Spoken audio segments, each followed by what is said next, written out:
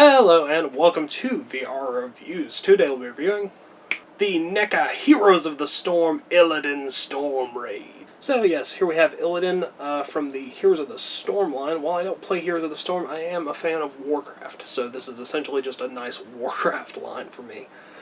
And Illidan is pretty good. It is a pre-proper demon form Illidan, but it's still pretty cool and certainly something worth picking up if you are a fan of WoW or HoTS or Warcraft, or other things that involve Illidan.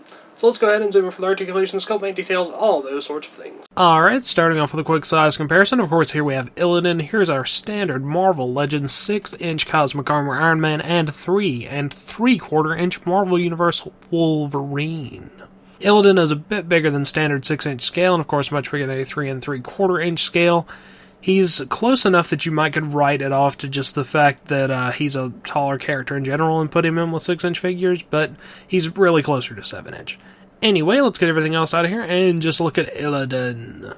Alright, moving on to our 360 spin. As you can see, Illidan's skin tone is a nice shade of purple. His tattoos are outlined in dark green, and the central part of them is a lighter green. They're metallic, and they look really nice. Then his pants are a leathery kind of color with stitching and fur around the bottom. He's got bare feet and bare hands, and he's got his belt with the sash sort of thing on it. All the detail on him is pretty much perfect. I really don't have any complaints. All the musculature is nice. Lots of nice folds and stuff, sculpted into all the fabric.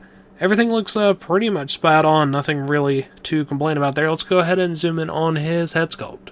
Head sculpt wise, Illidan's head is purple like the rest of his skin is. He's got his big ears poking out the side.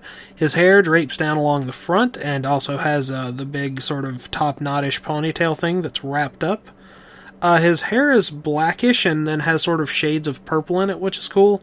His face is in a very angry, Illidan-y kind of facial expression, and he has the blindfold sculpted across the eyes. It would have been nice if they could have made his eyes glow green through paintwork or through LEDs, which would have been really neat. But I think it looks fine either way, and I'm certainly not going to complain about a little minor thing like that. Now let's go ahead and zoom out and look at some articulation. Articulation-wise, Illidan is pretty good. You get a ball peg in the head, so that goes forward and back, side to side, rotates. Ball joint shoulders, in and out, forward and back. Bicep cut. Single joint elbows. You get a ball peg in the wrist, so that moves all around. You get a nice diaphragm joint, goes forward and back, side to side, all that. Waist cut. Hips go in and out, forward and back, rotate around on the joint. Double jointed knees. And you get ball pegs on the ankles, so those pivot around in all the directions that you would want to.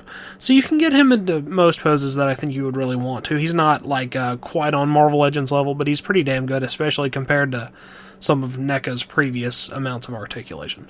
So I'm perfectly happy with that. Now let's go ahead and move on to some accessories.